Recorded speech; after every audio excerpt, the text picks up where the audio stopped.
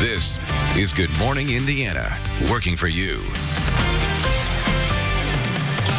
It is 5 o'clock here on your Monday. Good morning to you. I'm Lauren Casey. And I'm Meredith Barrick. Here's what's making headlines on this February the 24th. An Indiana University football player is facing domestic battery charges. What we know about the arrest and how the school's athletic department is now responding. 2 months after a woman was shot and killed outside of her own home, her family continues to fight for answers. Their latest push to find the person who's responsible. And college students are studying local architecture with the help of virtual reality. Our Kelsey Anderson shows us how the technology is bringing their projects to life and preparing students for their future. But first, we need to prepare you for the rest of your day with our Storm Team 6 forecast. That's right. Todd Clausen is standing by, and you can see it there in the corner of the screen. Todd, I think we have some rain moving in. Yeah, it's starting to arrive here in central Indiana after what was a great weekend with lots of sunshine and above normal temperatures.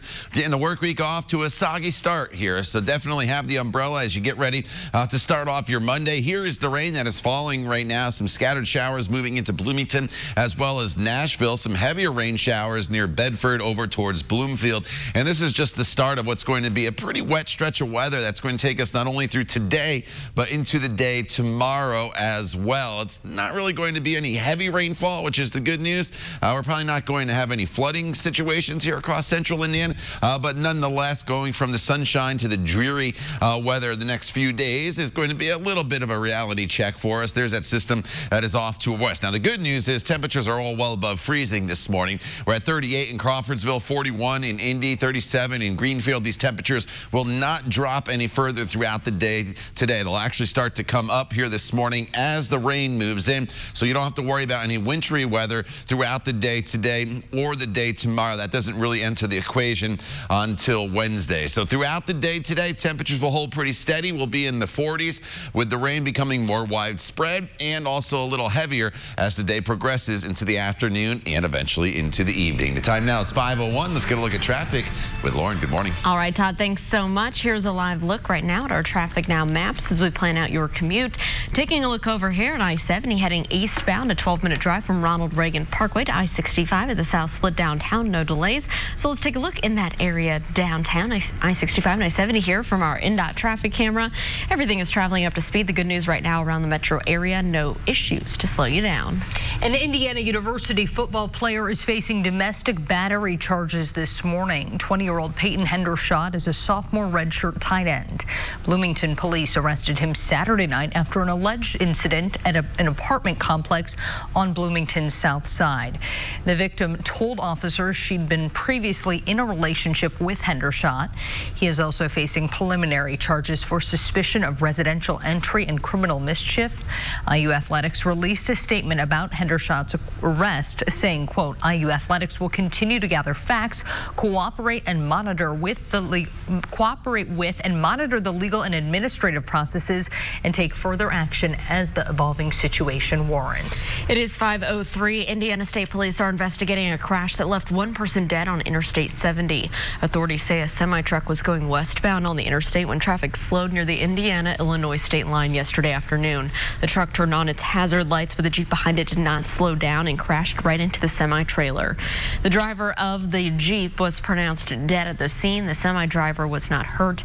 Police do not believe that drugs or alcohol played factors in this crash. Avon police need your help finding this missing teenager this morning. 16-year-old Patrick Day was last seen Saturday afternoon. He may be wearing a white Aeropostale jacket, a black t-shirt, blue jeans, and white shoes. If you have seen Patrick or know where he might be, please call Avon police. It is 5:04. It's been almost 2 months since a young mother was killed. Her 3-year-old son was also shot but survived. And now her family continues to push for an arrest in her case. This is a story we first told you about here on RTV6 just days after Christmas. 26-year-old Alexis Edwards was shot and killed on December 29th outside of her own home on West 52nd Street and Georgetown Road. This weekend, her family, including her mother, who drove here from Kentucky, spent hours passing out flyers. They include Alexis's picture and information about what happened to her. Her mother, Ruby Berry, is offering a $2,000 reward for information that helps to lead to an arrest in her daughter's case. Please do it for Alexis. She did not deserve this. She was a good person. She loved her children. Her 2 kids have to grow up without a mother. Our whole family is devastated.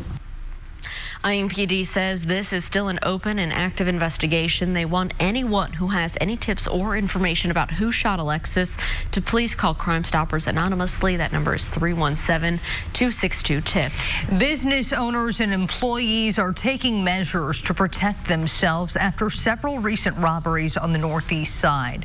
Jacqueline Phelps says a sign will be now posted on the front door of the Shadeland Flower Shop whenever workers are there alone. It says, due to increased activity in the area, our doors will remain locked today. Call and someone will let you in. This all comes after a few weeks ago when robbers shot and killed a Subway worker at a nearby location. A Kroger and Speedway in the area have also been robbed recently. Phelps says the neighborhood used to feel safe. I've had customers that have told me within the last week, they were like, you know, this area was never like that. We never had to worry about our homes, never had to worry about going outside our homes and going shopping.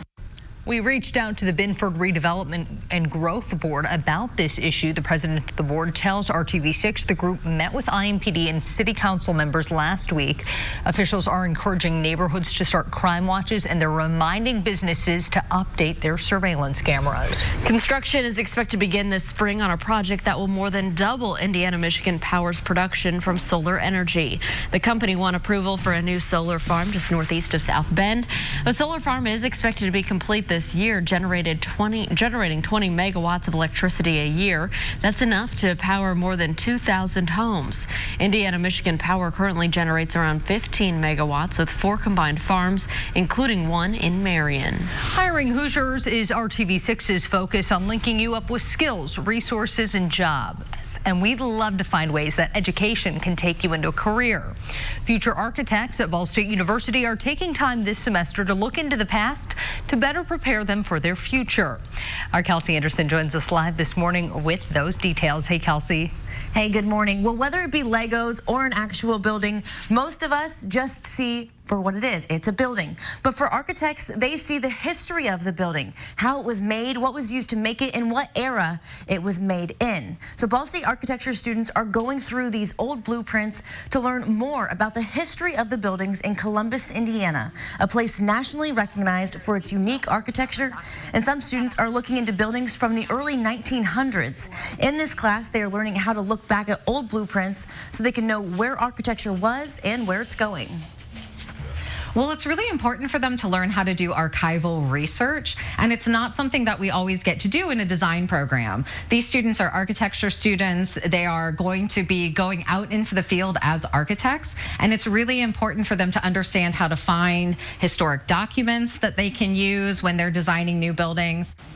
Barry tells me most of the time as architects, they will be working on existing buildings, so it's important they know how to find blueprints and understand them. So coming up in the next half hour, we'll kind of explain to you a little bit more about what they're doing with this research and what they're finding in Columbus. For now, I'll send it back to you guys in the studio. All right, Kelsey, thank you so much. Breaking down the stigma and helping kids right here in central Indiana who are addicted to drugs or alcohol graduate from high school.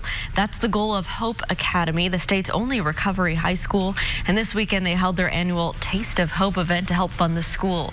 Dozens of local restaurants donated their favorite foods for this cause. Our own Rafael Sanchez served as MC. Sarah Platt just graduated in 2019 from Hope Academy. She's now working as a peer specialist to help others in the program. She says she found out about the school while in a treatment center and told her parents that there was a place that she thought could help her. I think a big part of addiction is the stigma. I think a big part of what keeps people in their addiction and preventing them from asking for help is like the shame, you know, from being addicted to drugs like that and not knowing how to stop. And when I figured out there was a place that I could be where I wouldn't have to feel shame and there wouldn't be a stigma, I was all over it. Well, right now, Hope Academy, which is a mayor-sponsored charter school, rather, it has 30 students enrolled. Right now at 5:09, we want to check in with Todd Clausen on our forecast for today, and we have some rain moving in. Yeah, not the best forecast, but hey, we timed it out perfect the past 2 days with the weekend and the sunshine and the above normal temperatures. So as you head off to work, yeah, unfortunately, we'll be dealing with some rain showers. Now, if you're walking out the door right now, most of central Indiana is dry. The exception, as I'll show you on Storm Storm Team 6 radar is across southern locations where the rain is already starting to move in, but temperatures are above freezing. We're hovering right around 40 degrees here throughout the duration of your morning commute, but as the morning commute progresses, the rain's going to become more widespread for just about everybody. Indianapolis to the north, completely dry right now, but here comes the rain. You see it in Bloomington, into Seymour, to Bedford, pushing into Nashville and shortly into the Columbus area. And this is all going to continue to lift to the north as the storm system, it's kind of elongated. It's pretty wide, and there's some bands of heavier rainfall that we'll have to keep an eye on coming in. I think if we do see any heavy rainfall, it should be fairly brief. I think most of this rain that does fall will be fairly light over the course of today, and this will continue into tomorrow, unfortunately, as well. The good news is, again, temperatures anywhere from about 42 to 46 degrees for your afternoon high. We'll time it all out for you using TrueCast coming up in just a few minutes. Todd, thank you. We are learning new information about the injuries NASCAR driver Ryan Newman suffered during that crash at the Daytona 500. Coming up, what he's saying about his recovery and return to racing. And for some kids with special needs, it can be hard to make friends. Still ahead, how a new app is helping them create better connections. And here's a live look right now at traffic over on the west side, I-465 near Sam Jones Expressway. Traffic already picking up on your Monday morning. We'll continue to keep our eyes on your roads and keep you updated on any delays. That's when we come back right here in Good Morning Indiana. Days from 4:30 to 7.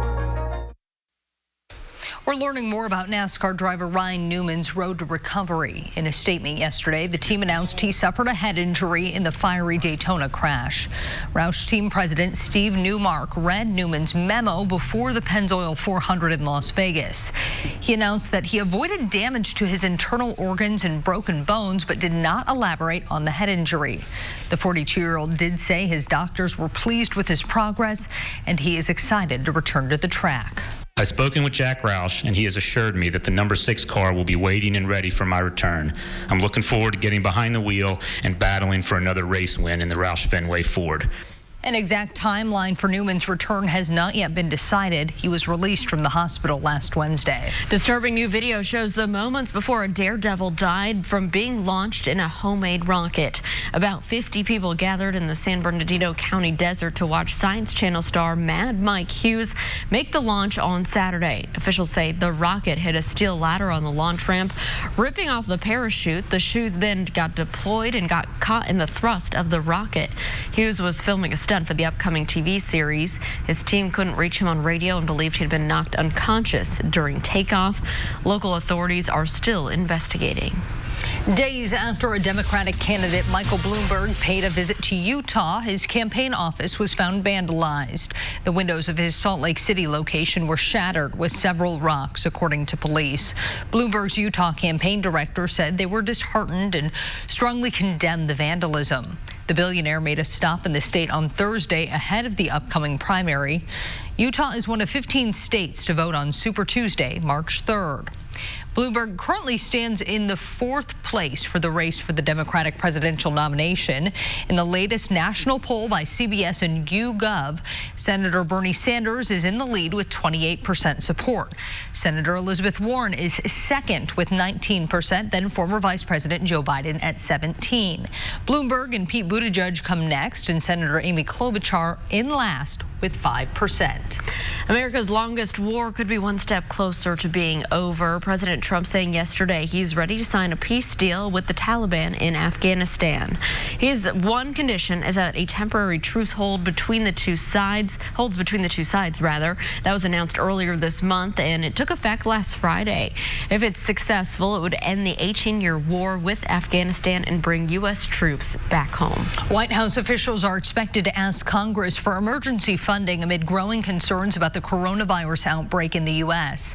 According to 2 government officials, federal aides are working to submit a request as early as today. The U.S. now has 35 confirmed cases of COVID-19. 14 of those Americans tested positive after returning from isolation on the Diamond Princess cruise ship in Japan. The CDC has already notified Congress about its intent to spend $66 million from one of its funds to respond to the outbreak. Here at 5:17, we had some some beautiful sunny weather yesterday. That's all changing today, Todd. Yeah, temperatures yesterday up to 54 for the high in Indy, even a little bit warmer in some areas with that sunshine. The clouds have moved in overnight, and the rain is starting to make its way into the area for some of you already. But the rain chances really start to ramp up as we get into the latter half of the morning commute and then throughout the afternoon and into the evening hours. So once the rain starts, we're going to be dealing with it for probably about 36 hours. This is a long duration event, and not that it's going to be raining at all times throughout those 36 hours. There'll be some dry hours mixed in, but there'll always be the threat of some rain making its way through the area. So once you find that umbrella after what was several days in a row of sunshine, keep it handy for the next few days. Some pretty good showers in Nashville as well as Bloomington right now.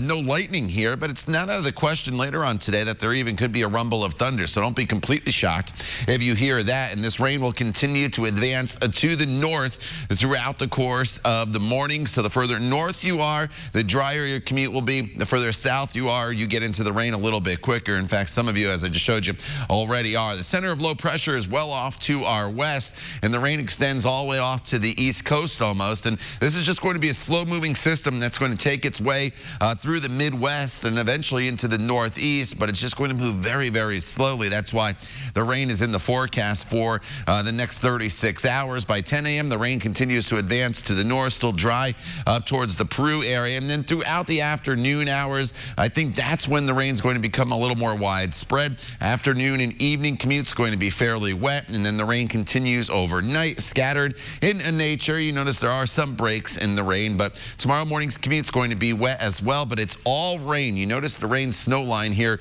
is well to our north. It's probably not until late tomorrow night into Wednesday as the colder air starts to come back in that we'll talk about the potential maybe for a few snow showers and maybe some minor accumulations in northern locations sneaking in here. 41 degrees, that's the current temperature. Winds are out of the southwest. Everybody's in the 30s and 40s, but everybody's also above freezing this morning, so you don't have to worry about any wintry precipitation throughout the day today. Temperatures just don't really do a whole lot in this forecast, getting up into the low to mid 40s for your afternoon highs with those rain showers making their way through the area. We do trend colder as we go throughout the week, and Wednesday morning again, minor accumulations possible with a little bit of snow, but then once we get to Thursday and into the weekend, the sunshine returns, but temperatures going back below normal with highs right around freezing. Lauren? All right, Todd, thanks so much. Here's a live look right now at your commute as you're heading out on this Monday. I-465 near Sam Jones Expressway on the west side. Traffic's moving along just fine, as you can see, in both directions. So let's take you over on the west side. This is up here at I-74 heading eastbound from State Road 267 to I-465, a quick 7-minute drive. Taking a trip across town, let's get a look on the east side from our INDOT traffic camera at I-70 and Arlington Avenue. Traffic here is moving along up to speed, both eastbound and westbound. No crashes, no delays around the metro area at this early hour. A new web app is making it easier for people with special needs to make a new connection and find a friend in their city. MAF, or Making Authentic Friendships, was developed by a woman whose brother was diagnosed with ADHD and autism at a young age. She saw her brother struggle with making friends and decided to do something about it, not just for him, but for anyone on the spectrum. The app's focus is getting a conversation started and asks users for their name, age, location, and diagnosis. They're then matched based on their diagnoses. It works like a game. The more the user chats with friends, the more coins they earn. The coins can then be used to buy new clothes for their avatar. At 5:21 this weekend, a hiker in Florida came across a snake that hasn't been spotted in more than 50 years. Take a look. It's a rainbow snake. The hiker took this picture in the Ocala National Forest in north of Orlando. The Florida Museum of Natural History says the last record they have of the species is back in 1969. The rare rainbow snake can look scary with an average size of 3.5 feet, but the museum says they are non-venomous and harmless. Okay, maybe the one snake Todd Clausen would like because it's kind of weather related in a way. Rainbow snake, yeah. Todd. Nope. It's harmless. It's harmless. All right, Minority Leader Chuck Schumer admitting the price of his favorite dessert. After the break, the treat he spends thousands of dollars on. And here's a live look right now at traffic. This is down on the south side, I-465 at the East Street exit, US 31. Traffic here is moving along smoothly, as you can see. No crashes or delays to slow you down. It's 5:22. We'll be right back after this short break. Cares like family. We all have guilty pleasures, but Senate Minority Leader Chuck Schumer is admitting he has spent thousands on his. He said the cheesecake dessert from Junior's Cheesecake in New York is his favorite. Schumer acknowledged a report that he spent more than $8,000 on the treat in less than a decade. His office says he likes all the flavors, but thinks the plain cheesecake allows you to enjoy the Junior's recipe the best. Schumer says he's been a fan of the restaurant since he was a boy and sometimes uses the desserts as gifts or even in bets. That's very expensive. Oh, yeah. Now I'm kind of intrigued. I mean, I'm not really someone that would pick cheesecake on a menu, but Raphael, if he's been there. Yeah. In New York. I have not. Okay. All right. But I'm not a huge cheesecake guy. Yeah. Like, I'll eat it, but it's not my go-to. Not your favorite. Yeah. All right, rain's making its way into central Indiana here this morning. It's already raining in Bloomington. The rain's down pushing into Terre Haute, as well as the Columbus area. The further north you are, the longer it will take the rain to impact your morning drive, but it's probably going to reach the metro area here by about 7 o'clock this morning. So keep that in mind. Once the rain starts, this is a pretty big, slow-moving storm system, so it is going to be with us throughout the day today and throughout the day tomorrow. But the good news is it's mainly all rain. We don't bring any snow into the forecast until maybe tomorrow evening. We'll talk more about that coming up in the next half hour. Todd, thank you. A company is helping fire departments in central Indiana protect firefighters from cancer-causing chemicals. Ahead on Good Morning Indiana, the change they're making to protect those that risk their lives for our community. We'll be right back. Today at 10 on RTV6. This is Good Morning Indiana, working for you. An IPS school is on partial lockdown this morning after reports of a threat. What we know about the investigation so far and what school officials are saying about the incident. And students at Ball State are studying local architecture to propel themselves into future careers. Our Kelsey Anderson joins us live this morning with a look at this unique project and how they plan to share it with the community. But first, we need to check in on our Storm Team 6 forecast because rain is on its way. That's right. We had a beautiful weekend, Todd, and luckily the rain held off until Monday, so no complaints about that. Yeah, we timed to hope everybody was able to get outside and enjoy that sunshine, especially yesterday with temperatures all the way up into the 50s. It's a new ball game here as we start the work week, though. You do not need the sunglasses any longer. We're replacing that with the umbrella. Your outdoor workout is decent here this morning, but the earlier the better as this rain starts to move in. In fact, if you live in Bloomington and Columbus and Bedford, probably want to take that workout indoors already. As you can see, the rain is making its way into your area. In fact, there's some heavier downpours just south of Bloomington as you make your way over towards the Lake Monroe area and then into Bedford, right along US 50 there. Between Bedford and Seymour, some pretty good showers taking place, and this is all going to continue to lift to the north. So as we go throughout the morning hours, the further north you are, it takes a little bit longer for this rain to move in, but it's a pretty big system. And so once the rain does start, it's going to be with us off and on throughout the entire day today. It's not a steady rain all day, but you'll have to have the umbrella handy as these showers move through.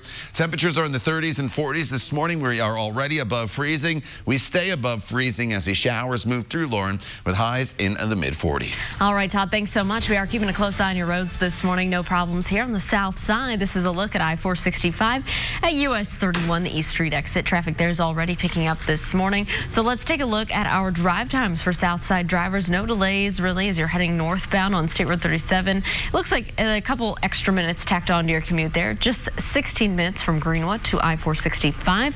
And then a 10-minute drive northbound on I-65 from Southport Road to I-70 at the north split. Let's take a look right now on the east side. I-70 here in Arlington Avenue. Traffic's picking up eastbound and westbound. No delays to slow you down.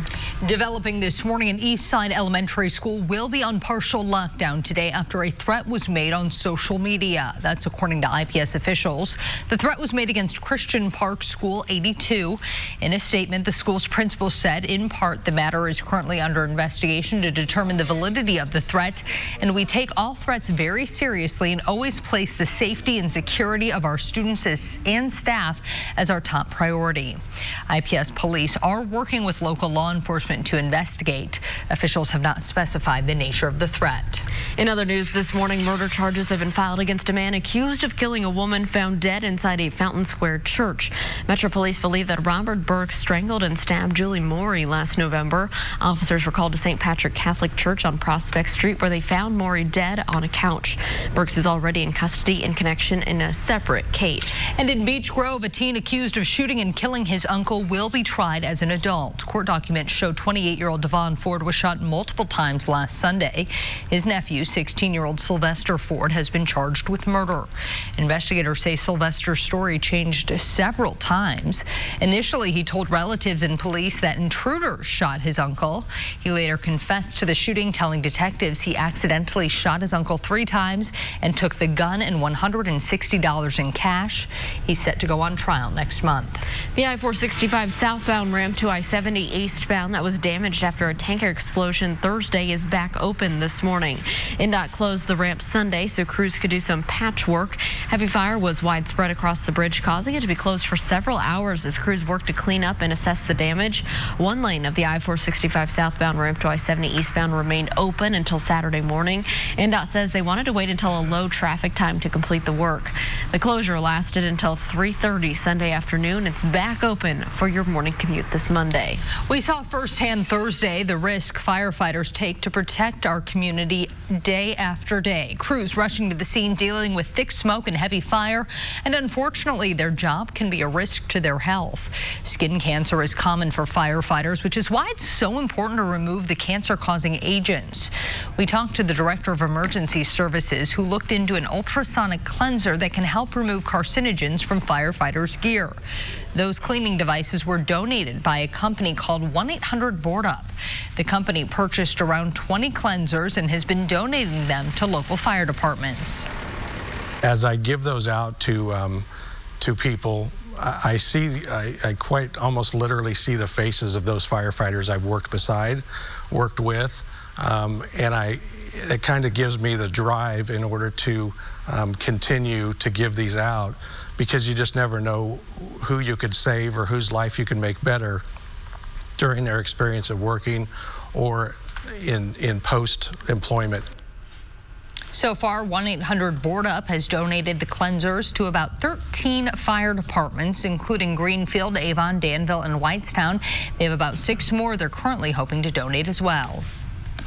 Hiring Hoosiers is RTV6's focus on linking you up with skills, resources, and jobs, and we love to find ways that education can take you into a career. That's right. Kelsey Anderson is joining us live this morning with the details on a class where architecture students are taking an in-depth look at the history of buildings and how historic buildings were built in the hopes that they will propel them into their future careers. Kelsey, good morning. Hey, good morning. So for most of us, when we build things, it's with Legos. But for architects, when they think about building things, they're also thinking about fixing, adding, and repairing to buildings that already exist. And that's why this unique program is so important for their future careers.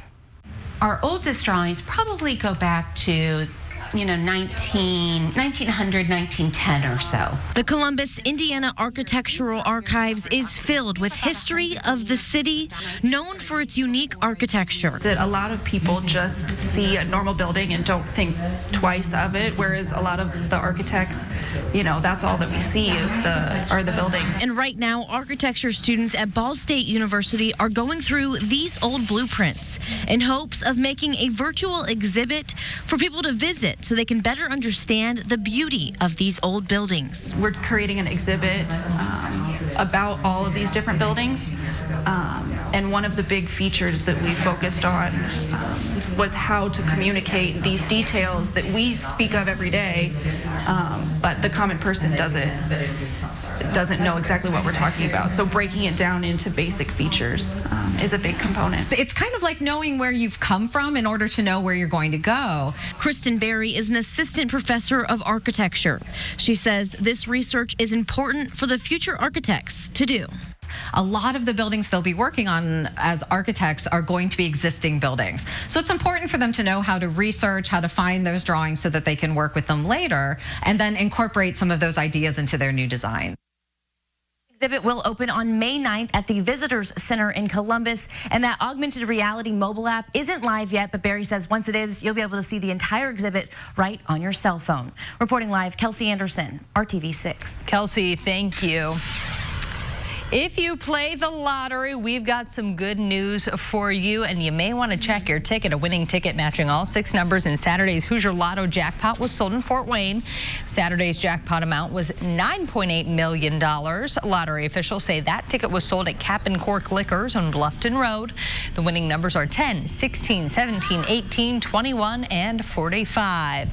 And what is our winning number today weather-wise, Todd? Well, we're at 41 right now, which is a good number because that means any precipitation that falls will be in the form of rain. And it's not a $9 million forecast, I can guarantee that. 42 degrees as the rain arrives here this morning as the kids head off to school, as the kids come home from school. It's going to be even wetter than it is this morning. So the day turns very wet for most of us. 45 degrees will be our high temperature. Here's the rain already making its way into southern locations, and it's some decent rain moving into Bloomington right now, and then just to the east of Bedford, over towards Columbus and North Vernon, and all this is going to continue to lift to the north throughout the day. We'll track it hour by hour for you using TrueCast coming up in just a few minutes. Todd, thank you. Today, Kobe Bryant and his daughter Gianna will be remembered in a celebration of life ceremony. Coming up, a preview of this event and how you can watch it. And more controversy for the Democratic Party, why Pete Buttigieg's campaign is raising concerns after the Nevada caucuses. It's 5:39. We'll be right back. New Nivea body wash with nourishing serum. Welcome back. Los Angeles Lakers legend Kobe Bryant and his daughter Gianna will be remembered today in a celebration of life memorial service. The two were killed along with 7 others when Kobe's private helicopter crashed in Southern California last month. Thousands are expected to gather at the Staples Center to say their goodbyes. ABC's Trevor Ault has more. Thousands of mourners are expected to gather at the Staples Center in Los Angeles Monday morning to remember Kobe Bryant and his 13-year-old daughter Gianna. It's been nearly a month since they died in a helicopter crash near Calabasas, California, along with 7 other people. In the days following the crash, nearly 250,000 people paid tribute to the Lakers legend outside the arena, leaving flowers and balloons and writing messages of support. But on Monday, police will be setting up checkpoints. If you don't have tickets and credentials, that you'll not be allowed into this venue. The screens outside the Staples Center, as well as in restaurants in the area, will not be broadcasting the service. I grew up here in Long Beach. I mean, it's emotional for me still. The event is sold out. Organizers distributing nearly 20,000 tickets, but at least 90,000 registered to attend. He touched a lot of lives here, and, you know, it's sad that everyone can't attend. Bryant's widow, Vanessa, calling the memorial a celebration of life. And the date, 2/24, is significant, representing the numbers Gianna and Kobe wore on their uniforms. And for those attending, they're being asked not to bring signs or flowers to the Staples Center, but instead they can honor Kobe and Gianna by making contributions to the Mamba and Mambacita Sports Foundation, the newly renamed nonprofit which provides opportunities to young people through sports. Trevor Ault, ABC News. A private funeral for Kobe and Gianna was held earlier this month. The celebration of life will begin at 10 a.m. Pacific time, 1 p.m. Eastern. NBA TV will broadcast the service. It will also be available by live stream. Tragedy in New Orleans after several people were injured by floats during a Mardi Gras celebration. At least 2 of the incidents turning deadly. Saturday, a 58-year-old man was hit and killed by a tandem float. Witnesses say he was trapped between 2 sections and crushed underneath. Authorities say a woman was killed in a similar accident on Wednesday. And then last night, New Orleans EMS say that 2 people were hospitalized after falling from their floats. Both are expected to be okay. Tandem floats, which have at least 2 floats connected by a hitch, have been banned for the rest of the Mardi Gras season. But despite those tragedies, Mardi Gras' biggest celebration will go on as scheduled today. In Chicago, Jussie Smollett is heading back to court today. The former Empire actor is facing new charges.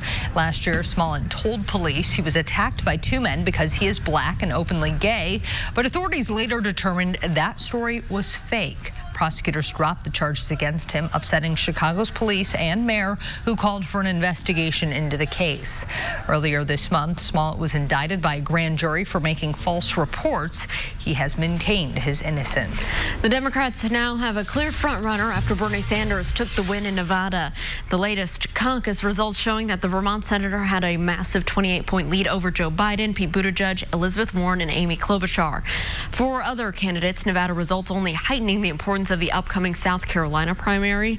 The other story was voter turnout. 75,000 people voted early, and 84% of the Nevada Democrats made up their minds early.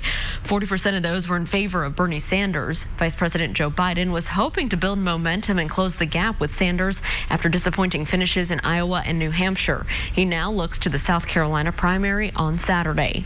Meanwhile, Pete Buttigieg's campaign is questioning his third-place finish in Nevada. The former South Bend mayor's team wrote a letter to the Nevada State Democratic Party claiming there are discrepancies in early voting numbers. Buttigieg's campaign called for the party to release more details of the votes, including a breakdown of the early votes cast by home precincts. The Nevada State Democratic Party responded saying it's still verifying results, but it will not offer a more detailed breakdown. The party also said the campaign can request a recount, which must be done by 5 p.m. today. It is unclear right now if that will happen. Prince Harry and Meghan Markle are pushing back at Queen Elizabeth. This after the couple were told to drop the word royal from their brand. In a statement on their website, the pair say while there is not any jurisdiction by the monarchy over the use of the word royal, the Duke and Duchess do not intend to use the term after their transition.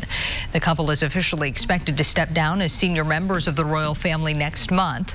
According to the palace, Prince Harry will keep his place in line as sixth to the throne, and the couple will still be recognized as His and Her Royal Highness, though they will not use the titles.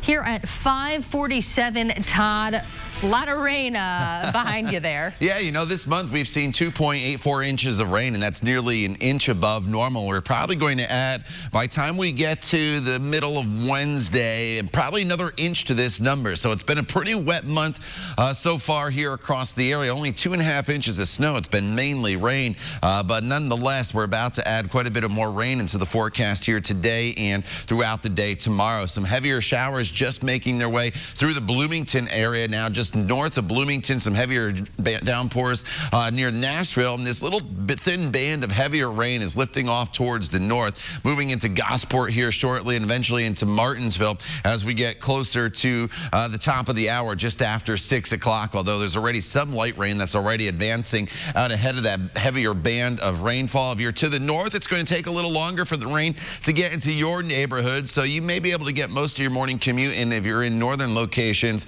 but obviously with the rain in southern locales already, once the rain starts, you're just going to continue to deal with it off and on throughout the entire day. This is a big storm system in the sense of the mileage that it covers, or the distance. The area of low pressure itself is back off to our west, but look at the rain. It goes all the way almost to the Atlantic Ocean. As far as any snow, if you're traveling, once you get towards Chicago and into portions of Iowa, it's mainly going to be a snow event for them. For us, though, it's mainly just a rain event. In fact, anything that falls today is just going to be plain old rain.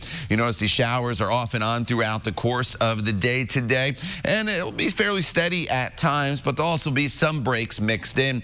And as we continue into the evening and overnight hours, more scattered showers. So again, it's going to be a pretty wet stretch of weather, even though it's not the heaviest of rain and the steadiest rain throughout the entire duration of this storm. It's going to continue all the way into Tuesday. Here's the snow, and it's going to start to creep a little further south throughout the day tomorrow as the colder air starts to work in. So for anywhere here in central Indiana, I don't think you have to worry about any snow in this forecast until probably closer to sunset tomorrow, and that is only in northern locations. Shouldn't be much of an issue here in the metro area, at least tomorrow. Wednesday is when all of us could get a few snow showers across parts of the area. 44 in Bloomington, 38 in Tipton. So as this rain comes in, it's bringing some warmer temperatures with it. So throughout the day today, temperatures eventually get up to right around 43 to 45 degrees in most locations.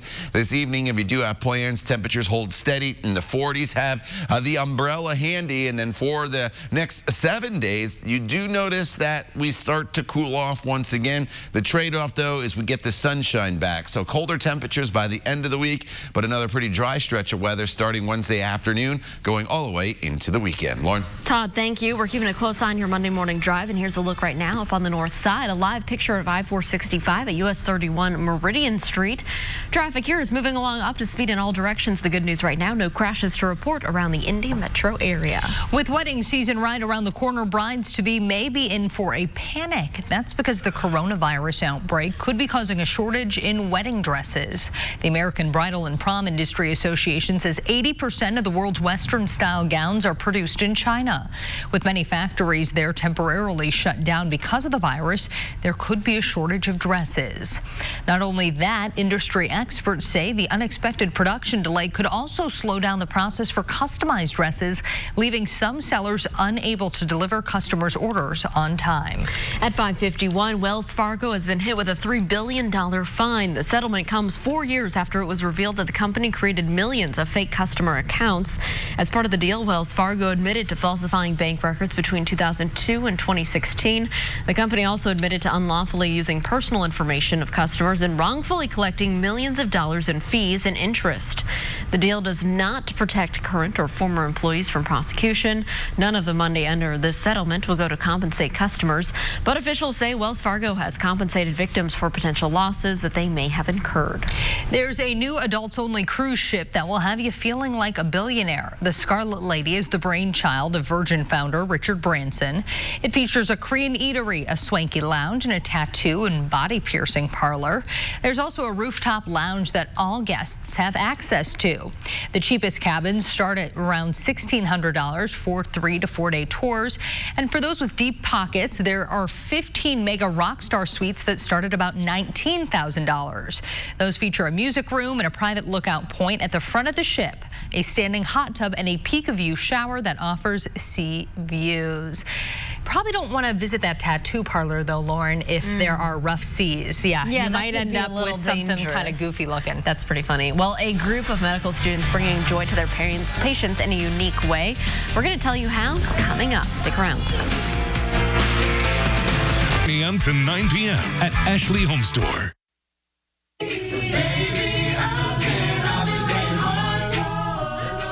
A group of medical students is not only learning to save lives, they're learning to enrich them as well. The Serotonins is made up of first and second year medical students at the College of Georgia.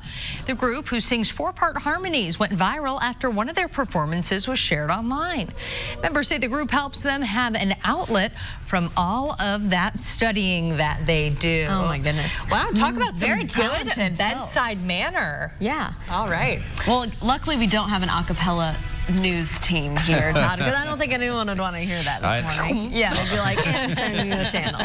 If we do, I got the baseline. I got that down, Pat. All right, outside right now, we're dealing with temperatures in the 30s and 40s. The big weather story, though, today, the rain that is going to be moving in. You already see it moving here into southern locations, slowly advancing to the north. The further north you are, the longer it takes for the rain to make its way into your neighborhood. The good news is the temperatures that you see here are going to come up a couple degrees as we go throughout the day. So there's not a whole lot of warming that will take place, but the key is we're above freezing. So all the precipitation that we'll see throughout the day today is going to be in the form of all rain. 45 degrees, eventually the high temperature with these scattered showers moving through. Make sure you grab the umbrella, because once the rain starts, it is going to be with us throughout the afternoon, the evening, all the way into tomorrow as well. We'll talk more about that coming up when Good Morning Indiana continues. The time now is 5:56. Stay with us. We're back in just a few minutes.